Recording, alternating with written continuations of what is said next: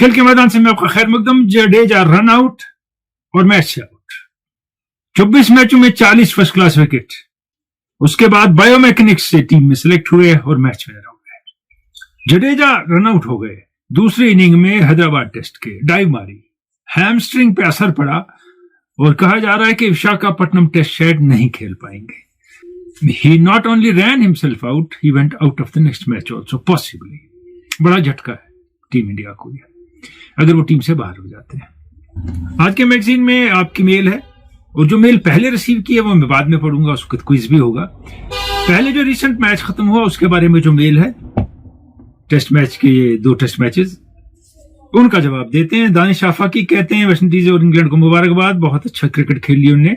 West Indies ने history बनाई और इतने साल के बाद मैच जीता, इंडिया होस्ट को हराया, इंग्लैंड ने, बड़ी बात है। जो आगे ये कहते हैं वो सुनने के लायक है।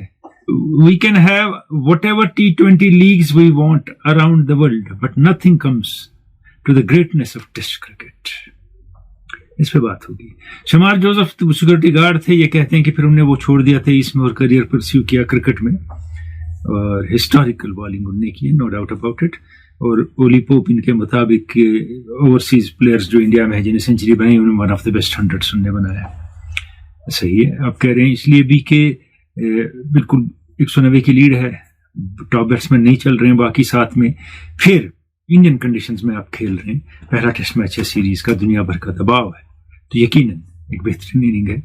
और आपने पहले T20 लीग्स की बात कही, देखिए इस वक्त टेलीविजन चैनल्स पे फिल्में जिस पे दिखाई जाती हैं उस पे भी लीग्स चल रही हैं, कहां कहां चल रही हैं, कहीं हिंदी में कमेंट्री हो रही है, कहीं अंग्रेजी में कमेंट्री हो रही है, कुछ नहीं समझ आ रहा है कौन कहां खेल रहा है।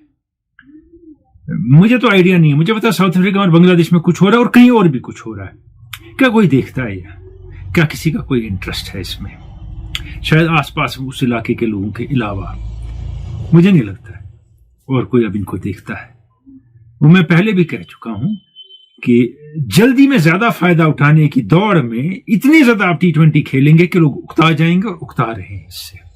और टेस्ट क्रिकेट की बात वही है, लारा कितने खुश हुए, इंग्लैंड टीम का क्या हाल हुआ, वेस्ट इंडीज टीम दीवानी हो गई। कभी आपने देखा अगर 10-20 वनडे मैच या T20 के बाद कोई टीम मैच जीतती है, एक T20 वो ये करती है, ये एक अलग लेवल है टेस्ट क्रिकेट की। और यहाँ बहुत लोग हैं, यहाँ भी बाहर भी, who had written test cricket off, ये तो खत्म है, ये बेकार है, ये फजूल है। अब 4 दिन में 1.5 लाख लोगों ने हैदराबाद में मैच देखा तकरीबन मैदान में। और मैंने ये कहा था बहुत अच्छी बात है, BCCI ने जो कन्वेंशनल टेस्ट सेंटर है उन पे मैच नहीं रखे, बाकी जगह लोग आएंगे मैच देखने। और test cricket will be alive unless and until former cricketers kill it. जो बाहर बातें करते हैं वो T20 यही चलेगा वो चलेगा, उनको फायदा है, साल भर यहां वहां कमेंट्री करते हैं, कहीं ना कहीं तो मिल ही जाएगी, इतनी T20 लीग्स हैं, काम चलता रहेगा। वही ये बात बिगाड़ते हैं ऐसी बातें कर करके, मफाद के लिए और कुछ नहीं, अपने मफाद के लिए। एक बात मैंने कही थी, मैंने कहा था कि एक खिलाड़ी जिसने 24 फर्स्ट क्लास मैचेस में सिर्फ 40 विकेट लिए हैं, वो टेस्ट मैच में मैच विनर हो गया। ये हार्ट लक की बात है। जब मैंने भी उनके पहले दिन स्टैट्स देखे, मैंने कहा ये कैसे टेस्ट टीम में आ गया है प्लेयर, दिखाने को तो कुछ नहीं है। अब देखिए साइंस की मुदाखलत क्या है यहाँ, अभी नहीं पता हमें वो आगे चलेंगे नहीं चलेंगे, जो विकेट ज्यादा रिस्पॉन्सिव नहीं होंगे क्या करेंगे, जब बैट्समैन अटैक करेंगे वो क्या करेंगे। टू अर्ली टू प्रेडिक्ट के एक ग्रेट बॉलर पैदा हो गया, लेकिन परफॉर्मेंस है आप ये इरेज नहीं कर सकते जो उनने की है। वो टीम में कैसे आए? फिर डॉसन थे वहां, कुछ और प्लेयर थे, ये क्यों टीम में आए? जब इनको बायोमैकेनिक्स को इनके स्टडी किया और अक्षर पटेल के स्टडी किया इंग्लैंड में, जिसमें रॉब की उनके चेयरमैन है, उसने चीफ सेलेक्टर ने, और उनकी बात मैकलम और स्टोक्स से हुई, कहा कि इनकी हाइट भी अक्षर पटेल जैसी है, ये ऊपर से बॉल डिलीवर करते हैं, हाइट से एंगल बनता है इनका। और इंडिया में अक्षर पटेल कामयाब रहे हैं बहुत हमारे खिलाफ। उधर टर्न की ज्यादा जरूरत नहीं है, किस एंगल से बॉल आप डिलीवर करते हैं, कहां से फेंकते हैं हाइट से, फिर वो कितना परचेज लेती है विकेट से, वो बहुत जरूरी है। इसलिए इसको टीम में खिलाएंगे, इसीलिए वो टीम में आए हैं। अब क्या क्या स्टडी होता है आज गेम में, इसके लिए इंटेलिजेंस भी चाहिए, काबिलियत और हुनर चाहिए, जो रॉब की ने दिखाया और बाकी लोगों ने, सिलेक्टर्स ने इंग्लैंड के दिखाया और बात कही कि ये चलेगा प्लेयर। लोगों ने इसकी बहुत मुखालफत हुई कि इनकी कोई परफॉर्मेंस नहीं है। लेकिन उन्होंने कहा हमने देखा है इस हाइट का ऐसे बॉल डिलीवर करने वाला हाइट से चलता है। जब हमारे खिलाफ अक्षर पटेल आखिरी बार चले थे तो ये भी चलेंगे वहां, तो इसलिए टीम में आए थे। क्या पता इससे उनकी गाड़ी चल पड़े और बॉलिंग और इंप्रूव करें, अच्छे बॉलर ही बन जाए बेहतरीन वो। और एक और मेल है आपका, मीर अफजल है ये फिर वही मुबारकबाद इंग्लैंड को, इंडिया को हैदराबाद में हराया, पोप ने 196 बनाया, उसकी तारीफ इनने की है। कहते हैं अगले टेस्ट में इंग्लैंड की टीम और स्ट्रांग होगी, इंडिया भी वीक नहीं होगा। Another day another test match, another happenings. Irshad Ahmed कहते हैं another great day for test cricket, I love watching test cricket, it's very good if people have started loving test cricket. और next generation और आज की generation, जिन्हें का तो खत्म ही है कह रहे थे, बात समझ आई। और मैं कह रहा हूँ कितने सालों से मैं टेस्ट मैच देखता हूँ सीरियसली, बाकी मैच इतने सीरियस नहीं देखता हूँ, मुझे अच्छा लगता है। अब देखिए ना, एक सेशन में एक जा रहा है, दूसरे सेशन में काया पलट है, शाम तक कोई अंदर आ गया वापस, उसके बाद कोई टीम बाहर चली गई, अगले दिन नई टीम वापस आ गई। तो ये तो कमाल है, ये मजा है क्रिकेट में। T20 का स्क्रिप्ट लिखा है, जो करना है वही स्क्रिप्ट चलेगा हर मैच में, हर जगह, हर वक्त। There's nothing new to show। Arif Hussain कहते हैं कि जो डिस्कशन चल रहा था स्विच हिट के बारे में, उसमें केविन पीटरसन ने कुछ अनप्लेजेंट बातें कही हर्षा भोगले से, और ये देखिए उन्होंने कहा कुछ रबिश वगैरह। अब इंसान को मोहतात रहना बेहतर है, सही कह रहे हैं आप। लेकिन अब एक बात सुन लीजिए आप मेरी, Harsha Bhogle, Dinesh Karthik, Murali Kartik, both very ordinary commentators, Sunil Gavaskar sulking all the time, सारे time Indian point of view से कमेंट्री करते हैं। इंडिया बैटिंग कर रहा है तो सिर्फ इंडिया की बात, इंडिया बॉलिंग कर रहा है तो सिर्फ इंडिया की बात। शास्त्री बैलेंस्ड है। और केविन पीटरसन तो तंग आए होंगे इस सिचुएशन में कि सारे time so he got irritated. करना नहीं था जो उन्होंने किया, लेकिन he got irritated and they made him do it अपनी बातों से। आगे जो आप लिखते हैं कि बैट्समैन स्विच हिट मारता है, वो एडवांस में बॉलर को बता दे तो नहीं बताता है, अंपायर को वो मारता है, वो एडवांटेज लेता है, तो मगर अगर बताएगा element of surprise will be lost. ये आज आप कह रहे हैं, मैंने 10 साल पहले बात की थी डिस्कस, कि एक मैं राइट हैंड बॉलर हूं, दौड़ के आया, लेफ्ट से बॉल की, क्या मुझे अलाउड है? नहीं, I am not allowed to do it. Then how is batsman allowed to go for a switch hit? Knowing he's a right-hand batsman, my length will be to a right-handed batsman. He plays like a left-handed batsman. But this has been accepted. Once it has been accepted, let's also accept it. इरशाद आगे कहते हैं कि शमार Joseph is altogether different. It's just a beginning. Wait. Let's not pass judgments about him. He's a good bowler. हम उनको भी Malcolm Marsh और Andy Roberts और holding ना कह दें, वेज हॉल ना मान लें, ठीक है, बहुत अच्छी बिगिनिंग की है, he is a good prospect I could say. Tajamul डार कहते हैं कि आई लव्ड इट कि आपने कहा Shubham Gill new found corporate hero, ये सही है। ये आगे फिर हैं जो कहने वाले, मैंने कहा मैं इनका नाम नहीं पढ़ूंगा, इन्हें नाम नहीं लिखा, कुछ लिखी चीजें। तो ये सिक्योरिटी गार्ड थे इससे पहले, और उनके विलेज में आज भी कोई इंटरनेट कनेक्टिविटी नहीं है। देखिए क्या प्रोस्पेक्ट है। नहीं, 2 साल पहले तक नहीं थी इंटरनेट कनेक्टिविटी, कुछ साल पहले तक, अब है, और वेरी गुड प्रोस्पेक्ट, आप सही कह रहे हैं। आशिक हुसैन कहते हैं shall we expect some analysis on under 19 world cup? Time कहाँ मिलता है, अब मुझे बताइए ना। यहाँ आपके इतने सवाल हैं, यहाँ इतनी बातें हैं आपके क्रिकेट की, मैंने जिनका जवाब देना है, फिर उसके बाद मैं अंडर 19 के पीछे भी पड़ जाऊं, मेरे पास उतनी फुर्सत नहीं। 40-45 मिनट का प्रोग्राम बनेगा, कोई नहीं देखेगा, वो भी जब पहुंचेगा सेमीफाइनल स्टेज तक बात करेंगे उसकी। दारूफ आगे कहते हैं कि जब 190 की लीड ली इंडिया ने, तो संजय मंजरेकर ने कहा कि ये टेस्ट मैच तो 3 ही दिन में खत्म हो जाएगा और चौथे दिन में नहीं चलेगा, इंग्लैंड इनिंग्स डिफीट से हारेगा।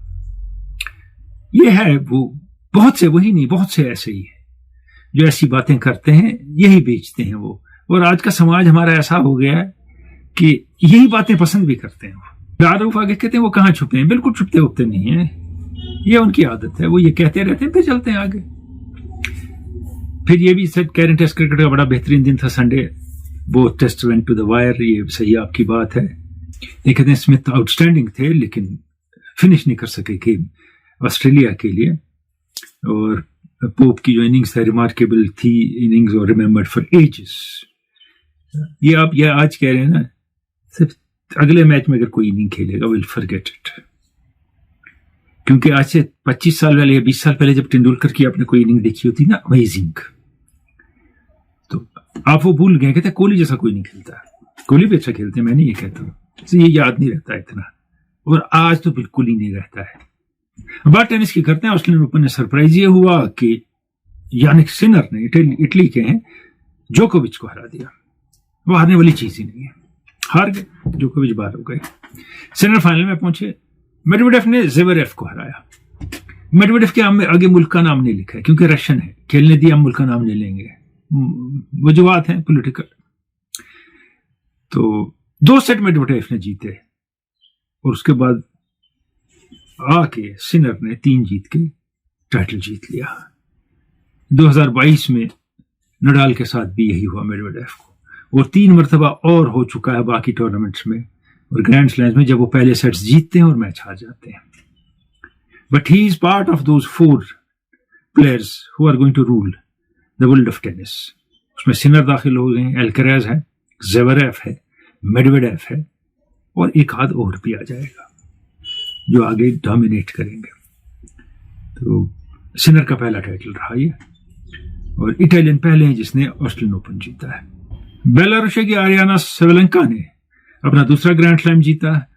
उनने चाइना की खिलाड़ी को 6-2, 6-2 से हराया, और चाइना की कोमिन शिंग कोई मज़ाहमत न कर पाई। 12वीं सीड थी, सेवेलेंका 2nd सीड थी, और सेवेलेंका को एक और टाइटल मिल गया। इनको कहा जाता था तुमने एक टाइटल जीता है बस, आज तक अब दूसरा आ गया इनके हाथ। और 43 साल बोपन्ना ने, रोहन बोपन्ना ने, जो इसामुल्लाह कुरैशी के साथ कभी डबल्स खेलते थे, आजकल डिफरेंट पार्टनर के साथ खेलते हैं, डबल्स का फाइनल जीत लिया उनने। और बहुत देर के बाद इंडिया के पास एक और ग्रैंड स्लैम टाइटल आया। उन्हें पद्मश्री भी मिला, उसकी भी मुबारक है उनको, और 40 साल की उम्र में oldest winner of grand slam doubles title हो गए। पूरे हैदराबाद टेस्ट में इंडियन कमेंटेटर्स क्या कहते थे, हैदराबाद। अब अंग्रेज बोल ले, वो कोशिश कर रहा था हैदराबाद बोलने की, लेकिन हमारे कमेंटेटर हैदराबाद, ये जगह तो नहीं है कोई इंडिया में। अब समझे, anglicised name of the city, ये मुझे महसूस हुआ। और अगला मैच विशाखापट्टनम में, और समुद्र के किनारे है अगला मैच। तो sea will have its impact on the match, the breeze, the wind, ये चीजें आंध्रा में है विशाखापट्टनम। और ये सोच के टीम सिलेक्ट की जाएगी। इंडिया के लिए पहले मामला है जडेजा का, शायद कुलदीप यादव टीम में आ जाए, और इंग्लैंड के लिए भी मामला है थोड़ा सा कि लीच फिट है या नहीं है, और वो रेहान अहमद को अगर बॉलिंग नहीं करानी है, खिलाना क्यों है। और वुड लग्जरी है, एक स्विंग बॉलर खिलाया जाए, वहाँ सी ब्रीज से शायद ज़्यादा फायदा होगा उनको, और हो सकता है 2 फास्ट बॉलर भी खेलें। जब रूट इतनी बॉलिंग करेंगे तो 2 और स्पिनर चाहिए, 3 नहीं चाहिए फिर टीम में। और इंडिया पहले भी कम बैक कर चुका है। लास्ट सीरीज में मैंने परसों भी कहा था, इन्हीं के खिलाफ पहला टेस्ट हार के, तो India can not be ruled out. क्योंकि सीरीज खत्म हो गई नहीं, अगर इंग्लैंड सीरीज जीत जाता है तो ग्रेट अचीवमेंट, ये सही है, लेकिन 5 टेस्ट हैं, long long long way to go. Let's shift now to other mail and quiz and some segments.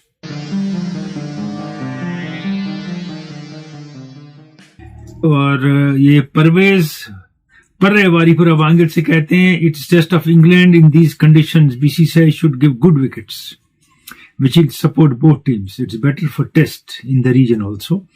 और ये कहते हैं India will dominate the series.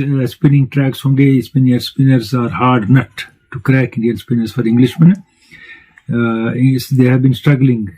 I doubt whether test will go into 4 days.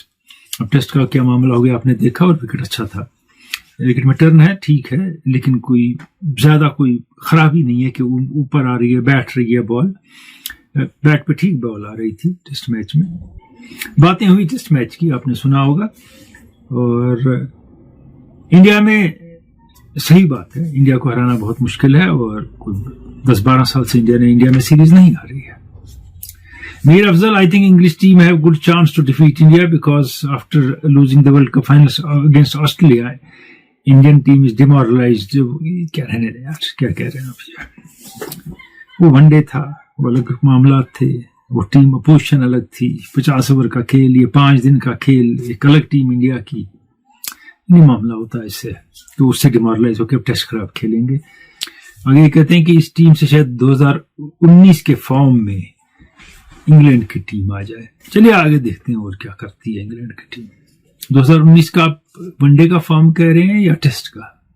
Ishtiyaq बीरवा से हैं, ये कहते हैं Pakistan players are playing for the rankings, players like Miandad, Ejaz, Inzamam, Imran extra, they played for their country, they took responsibility. It seems no one is ready to take responsibility of current team. ये देखिए घर बैठ के हम फजूल बातें बहुत करते हैं, I'm sorry, बैठ के वो हम बड़े भारी माहिर हो गए इस गेम के, प्लेयरों का ना ताना पता, हमें रिस्पॉन्सिबिलिटी नहीं लेते हैं। ले रहे हैं रिस्पॉन्सिबिलिटी जिसको लेनी है। कौन खेलता है रैंकिंग्स के लिए?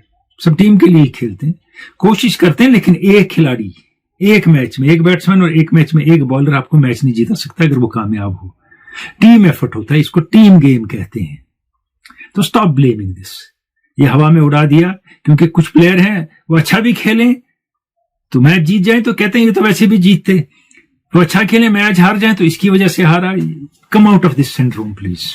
ये बहुत लोगों के साथ है, आप ही अकेले नहीं है ये इशू। कोई अपने रिकॉर्ड्स के लिए नहीं खेल रहा, सब टीम के लिए खेलते हैं, लेकिन टीम एफर्ट होना चाहिए, वो नहीं हो रहा है टीम में। इंडिविजुअल एफर्ट से आप मैचेस नहीं जीत सकते, एक आध जीत जाएंगे ज्यादा से ज्यादा। ज़हीर अब्बास कहते हैं नागरिक कुपवारा से football segment is very interesting. बहुत बहुत शुक्रिया। इसमें थोड़ी साउंड की क्वालिटी की प्रॉब्लम है क्योंकि ये किसी और फॉर्मेट में हुआ था टेलीकास्ट, फिर उसके बाद ये इसको कन्वर्ट किया है और पुराना है वो फॉर्मेट, तो थोड़ा मसला आपको बर्दाश्त करना पड़ेगा। तो भी हमने इसको इम्प्रूव किया है जितना हम कर सकते थे। दारू पुरवारा चारों से कहते हैं कि पहले टीम बैटिंग करे T20 में ऑलवेज, अब ये मामला नहीं रहा। अब जो इन्हें रिजल्ट्स देखे होंगे उसके हिसाब से कहते हैं कि पहले बैटिंग करके 220 भी बनाए, दूसरी बना सकती है टीम, ये मामला है। ये कहते हैं कि ये सब कैप्टन्स को समझना चाहिए T20 आलमी कप से पहले, वो समझ रहे होंगे। वो कहीं ऐसा होता है कि you set a total against certain teams you want to chase a total depending on conditions and opposition। तो ये एक फॉर्मूला हम कहीं नहीं लगा सकते, सिर्फ एक ही फॉर्मूला। मोहम्मद रमजान डार मुगलपुरा कुपवारा से, in your opinion 4 semifinalist of under 19 world cup of this year. देखिए मुश्किल है कहना, इंडिया तो होगा। अब कहेंगे क्यों कह रहा हूं मैं, वो कौन सा आलमी कप है अंडर 19 का जिसके इंडिया फाइनल में नहीं पहुंचा या सेमीफाइनल में नहीं पहुंचा या जीता नहीं। इंडियन अंडर 19 खिलाड़ी मैच्योर होते हैं गेम के हिसाब से, उम्र में अंडर 19 हो मगर गेम के हिसाब से मैच्योर होते हैं। शेख फयाज कहते हैं why's Pakistan bowling looking ordinary from world cup 2023 till date. अब सही कह रहे हैं, it's completely ordinary looking bowling. यानी बॉलर स्विंग कराना भूल गए हैं, बॉलर वैरायटी भूल गए हैं, दम जैसा निकल गया बॉलिंग का। They have to settle for some new combination. वो न्यू कॉम्बिनेशन को टेस्ट जब करेंगे उनको पूरा मौका दिया जाए। जमान खान को कैरी करके वापस, धानी बेचारा साथ और बाहर तो खिलाया नहीं गया। तो अब ये है कि एक नई कॉम्बिनेशन कर लें और शाहीन शाह अफरीदी के साथ सीरियसली काम किया जाए इस मामले में कि उनकी बॉल घूमना क्यों बंद हो गई है। पेस भी कम हुई है, इंजरी से आए हैं तब से, मगर बॉल स्विंग नहीं हो रही है, इसलिए वो लीथल साबित नहीं हो रहे हैं शुरू में। But he is not an ordinary bowler as is being promoted. वो आखिरी 3 मैचेस में न्यूजीलैंड में दिख गया सबको। आगे ये कहते हैं is Rizwan for better choice as captain and wicket keeper in all formats. मेरे ख्याल में शॉर्टर फॉर्मेट में it would have been better. Test का मैं नहीं कह सकता, T20 और वनडे में वो बेहतर कैप्टन साबित होते हैं। परवेज वारीपुरा बांगल से कहते हैं पीसीबी ने डिस्ट्रॉय कर दी टीम की यूनिटी जो उनके बाबर की कैप्टनशिप में उनको मिली थी। एंड कैप्टन कंफ्यूज है कि किस प्लेयर को खिलाया जाए किसको ना खिलाया जाए, और management so focused on Babar and Rizwan performance and other experts. कुछ मुझे समझ नहीं आया टोटल में कहना क्या चाहते हैं ये, कि कंफ्यूजन तो है वहां क्रिकेट में, उसका असर प्लेयरों पे पड़ता है, सही बात है।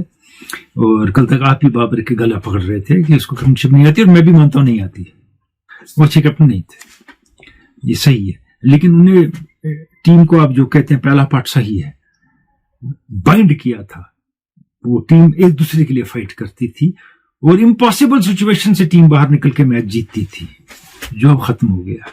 हम बढ़ेंगे अब फुटबॉल की जानिब, और फुटबॉल का segment let's play football with Saeed Shahid Hakim.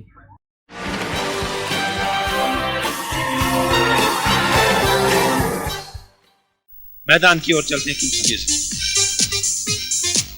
Football की गेम पासिंग गेम है और सारा डिपेंड करता है कि आप बॉल दूसरे को दें, वो दूसरा बॉल लेके दौड़े, बॉल आपके पास आए, और सारा जिस्म इसमें मुलविस होता है, इन्वॉल्व होता है, नहीं तो फुटबॉल का खेल खेला नहीं जा सकता है।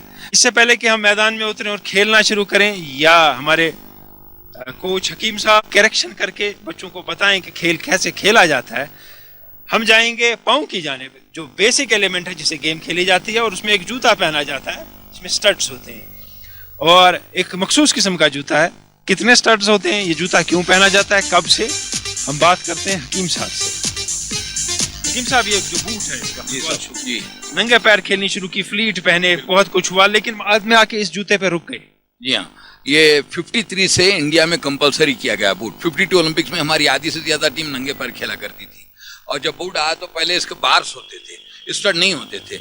उसके बाद 6 स्टड आए, आहिस्ता आहिस्ता बढ़ते चले गए। अब कहीं 12 स्टड हैं, कहीं जो है उससे कम हैं, मुख्तलिफ जूते बनने लगे हैं। लेकिन आमतौर पे जो जूते भी ग्राउंड के हिसाब से बनाए जाते हैं, स्टड्स उनके। अगर सॉफ्ट ग्राउंड है, वेट ग्राउंड है, तो उसमें स्टड्स की साइज लंबी होती है ताकि स्लिप ना हो, और ना अगर हार्ड ग्राउंड है तो उसमें छोटे स्टड भी चल जाते हैं। हकीम साहब, एक और बात यह है कि ये जो स्टड हैं कहीं प्लास्टिक के बने होते हैं, किस चीज के बने, वुड के बने होते हैं, क्या बात है? ये तो पहले लेदर के हुआ करते थे, अब रबर के आने लगे हैं, एल्यूमिनियम के आते हैं, और कुछ अब स्क्रू से भी आ जाते हैं स्टड्स। जब चाहे अगर निकल जाए, टूट जाए, तो दूसरा स्टड रिप्लेस हो जाता है। और ये जो अब कहते हैं कि लोग आगे खेलते हैं, स्कोरर्स हैं, क्या वो किसी मुख्तलिफ किस्म के स्टड पहनते हैं, या ज्यादा स्टड, कम स्टड, कोई ऐसा मामला है? जैसे क्रिकेट में है कि बॉलर कम ज्यादा स्टड पहनता है, फील्डर ज्यादा, बैट्समैन कम। जी हाँ, नहीं ऐसी कोई बात नहीं है। अब प्लेयर की अपनी मर्जी पे उसको कौन सा जूता सूट करता है।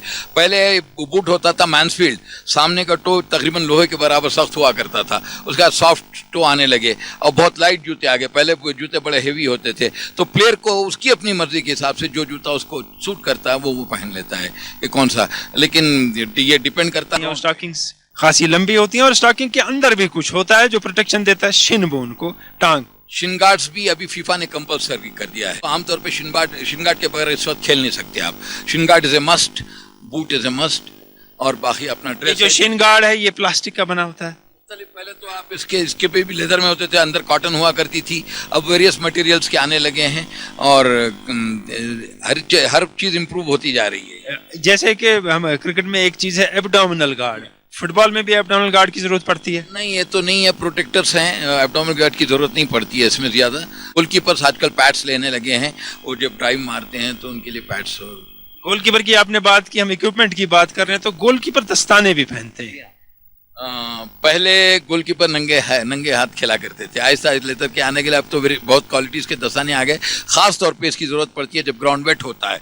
जब ग्राउंड वेट होता है तो उसकी ज्यादा जरूरत पड़ती है दस्तानों की, क्योंकि बॉल स्लिप होने का डर होता है नंगे हाथों में। और कुछ लोग नी गार्ड्स भी पहनते हैं, नी पे। वो नी कैप्स हैं, वो इंजरी हो तो पहनते हैं, वरना कोई नहीं पहनता आमतौर पे। अलबत्ता बैंडेज कर लेते हैं लोग एंकल में, क्योंकि एंकल ट्विस्ट होने का डर ज्यादा होता है। नी में वही पहनते हैं जिनको कुछ चोट हो।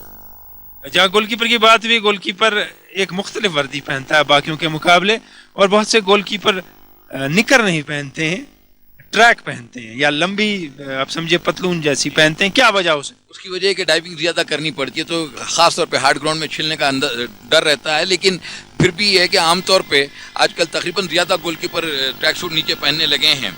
और साथ ही साथ मैंने आपसे कहा जैसे पैड लेते हैं, और गोलकीपर का कलर डिस्टिंक्ट होना इसलिए जरूरी है कि पेनल्टी एरिया में गोलकीपर हाथ से खेल सकता है, दूसरा प्लेयर हाथ से नहीं खेल सकता। इसलिए अगर फर्ज कीजिए गोलकीपर को चोट लग जाए, आप बाहर से रिप्लेस नहीं कर रहे हैं, किसी प्लेयर को गोल पे खड़ा करना है, तो रेफरी के परमिशन लेके उसकी जर्सी चेंज करते हैं, उसको गोलकीपर जर्सी पहनाते हैं ताकि डिस्टिंक्ट कलर हो।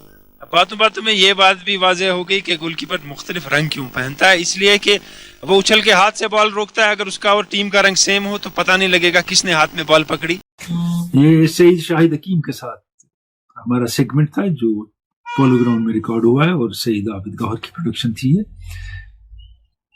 अब पिछले सवाल की जाने बातें क्विज के। पिछली मर्तबा का सवाल क्या था? पिछली मर्तबा का ये सवाल था, ये 3 तस्वीरें थी, और हमने आपसे पूछा था कि ये कौन है खिलाड़ी, कौन है खिलाड़ी।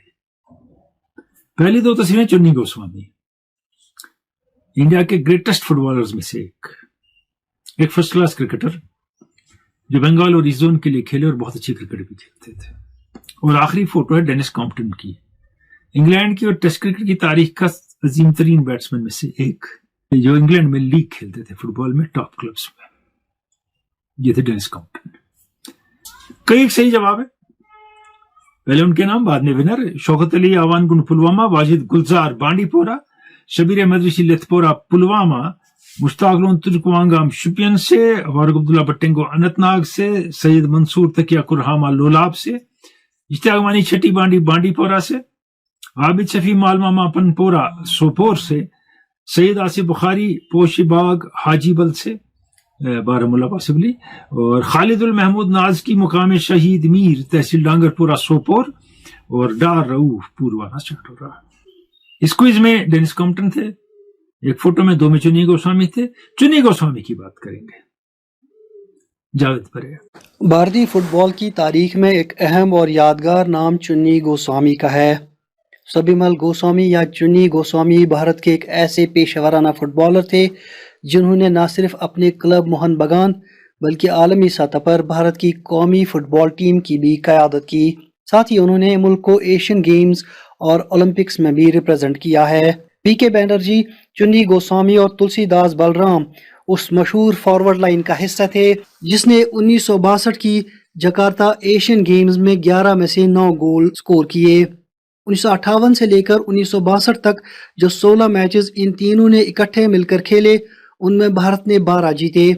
इस अरसे में भारत ने आलमी मुकाबलों में जो 36 गोल स्कोर किए, उसमें तो 20 इसी तिगड़ी ने दागे। इन 20 में 7 तो अकेले चुन्नी गोस्वामी ने स्कोर किए। मुखालिफ टीमों के दिफाई खिलाड़ियों को अपने कोचेस की तरफ से खास हिदायत होती थी कि गोस्वामी का सामना करते हुए नजर गेंद पर रखें, न कि उनकी टांगों पर, नहीं तो गेंद हासिल करने की उम्मीद छोड़ ही दें।